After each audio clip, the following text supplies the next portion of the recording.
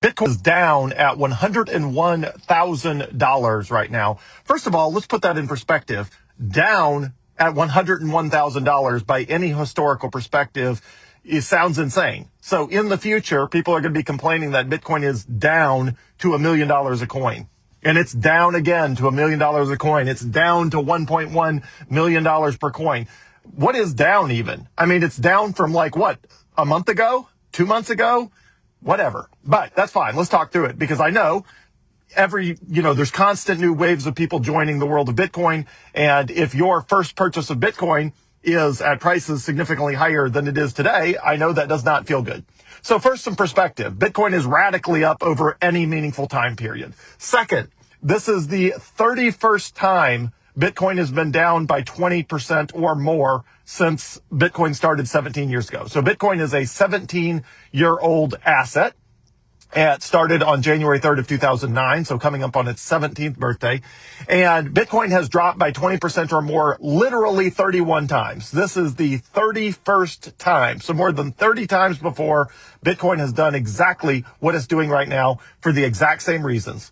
And those reasons are that very temporarily demand, supply is outstrip demand. The people who are willing to sell Bitcoin at a given price exceed the number of people that are willing to buy it at a higher price. Therefore, the price is pushed down because there are people willing to sell Bitcoin at $101,000. And the people who want to buy Bitcoin, of which there are plenty of them, don't have to pay more than $101,000 because that's what people are willing to sell it for.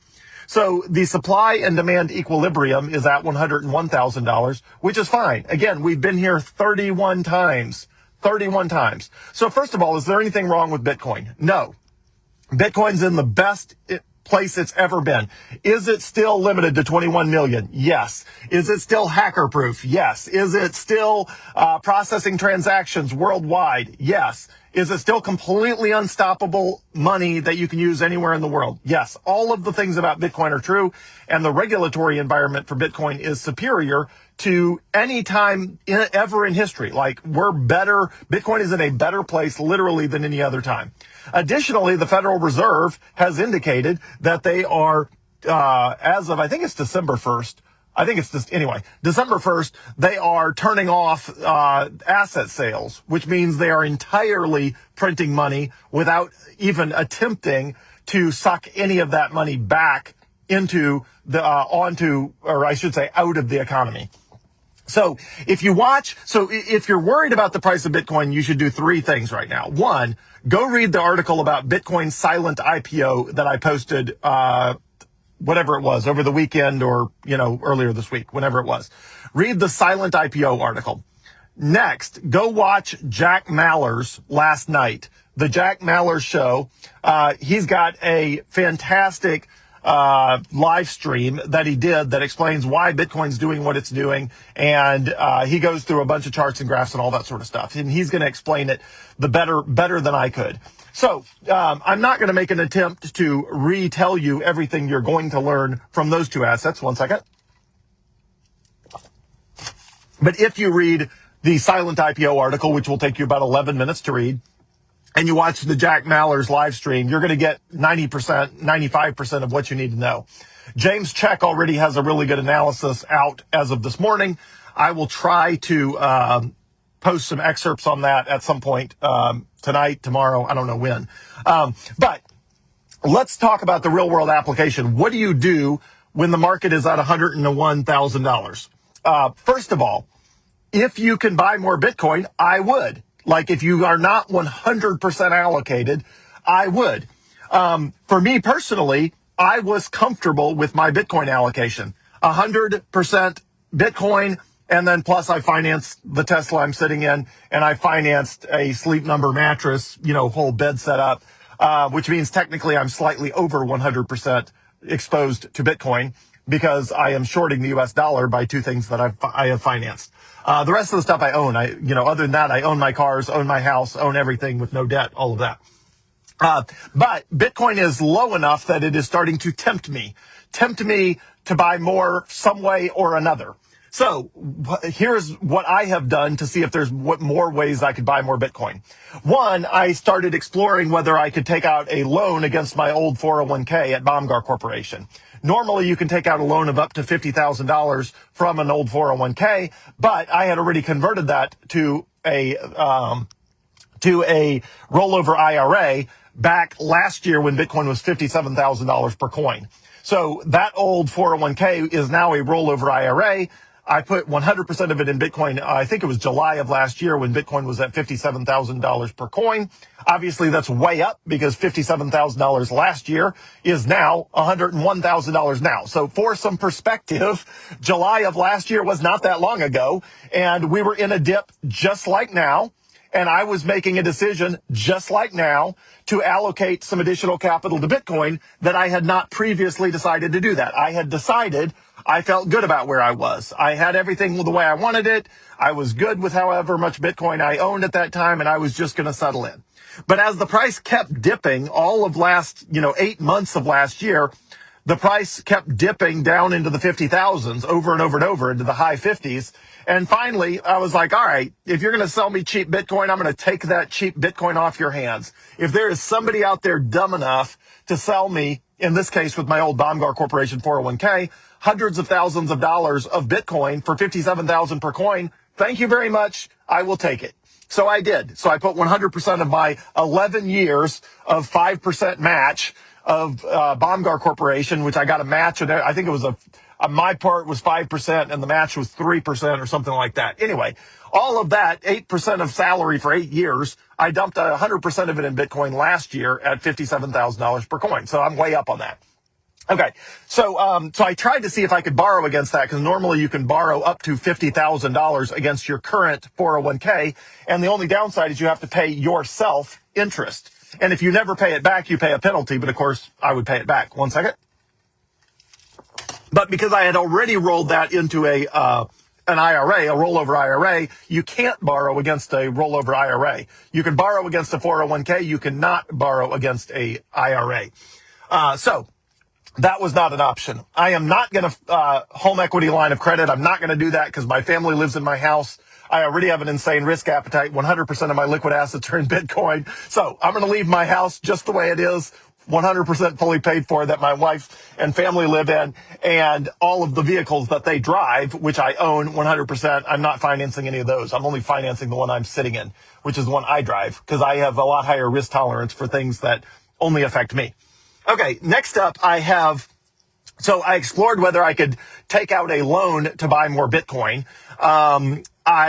So currently Strike, STRIKE, which is one of the most popular lenders that lets you do this, does not have loans in Mississippi. They have business loans, but not personal loans.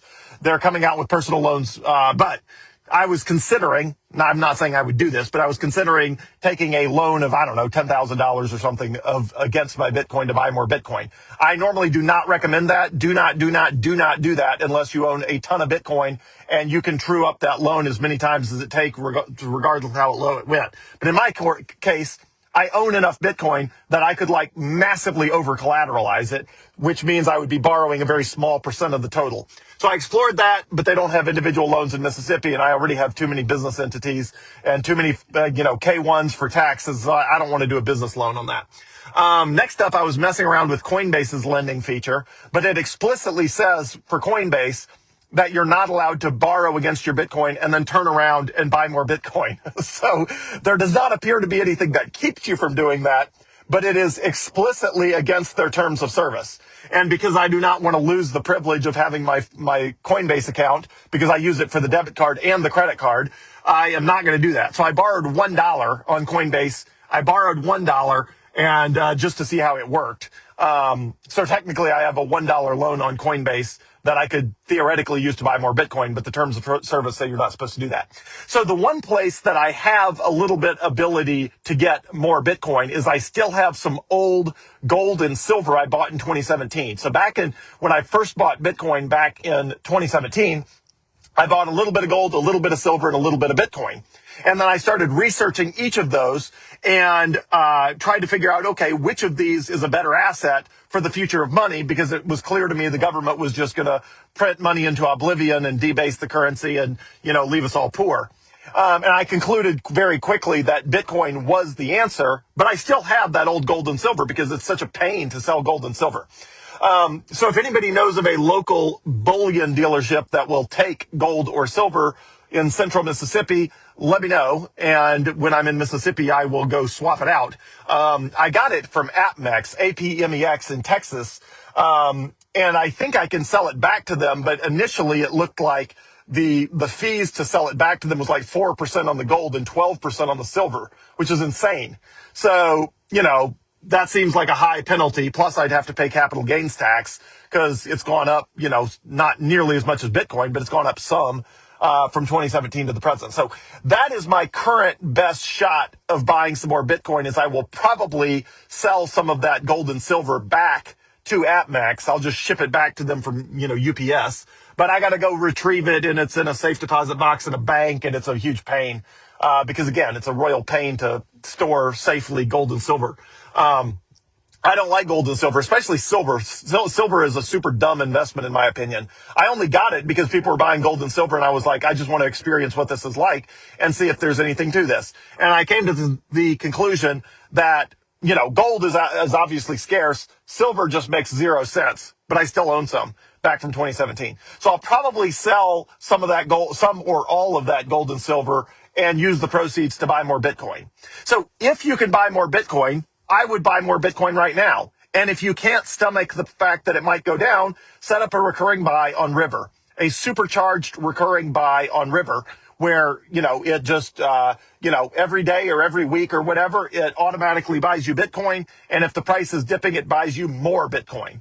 That's not the primary way I accumulate, but I did get a notice this morning that my supercharged River buy had been doubled because the price of Bitcoin was dipping. And so it bought double the amount it normally would. And I think River just added the ability to triple on a supercharged buy, where if the price is dipping, it triples up instead of doubles up. So I need to go adjust that and make it a triple up instead of a double up. But anyway, I am actively looking for ways that I can sell stuff to buy more Bitcoin. I was happy with the allocation I had, but down here at 101,000, I'm like, come on, people. If everybody's going to be stupid and give me more Bitcoin at these prices, eventually I will find a way to take it. Because, 31 times in the past, the price has gone on to set a new all-time high. Bitcoin's monetary properties are amazing. I see absolutely no reason why Bitcoin's not going to go set a new all-time high. And once it flushes out all these people that are selling their Bitcoin for whatever reason, and again, you can listen to Jack Mallers, you can, go read James Check and go read that Silent IPO article if you want to know why people are selling Bitcoin, or go watch the video. I did a video either Sunday night or last night, whatever, talking about this concept of the great rotation and all of that. So you can go watch that. So I am actively trying to find ways to buy more Bitcoin. My old tiny amounts of gold and silver from 2017, which again, the reason I haven't swapped it out is it's not enough to really matter how much Bitcoin I own, but I'm just not willing to watch Bitcoin sit at $101,000 without, happily removing it from the hands of whoever's dumb enough to sell it to me at that price. Now some people are selling in desperation, and for that, I am sorry, but some people are just momentum trading and doing stupid stuff. And if somebody's doing stupid stuff, I'm happy to take their Bitcoin.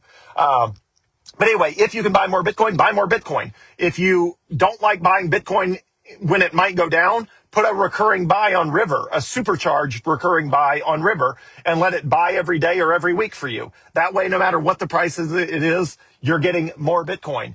And if let's assume I did not have a little bit of gold and silver left over from 2017. If you are 100% allocated to Bitcoin already, like I am with my liquid assets, look, go touch grass, hang out with your family, wait it out.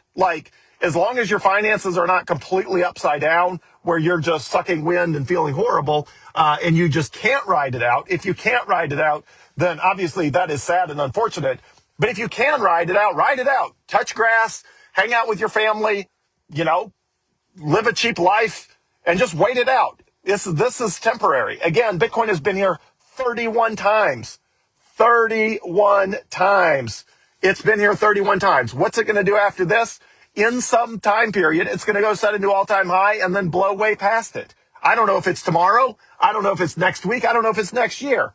Nobody knows. It's just always eventually going to go set a new all-time high.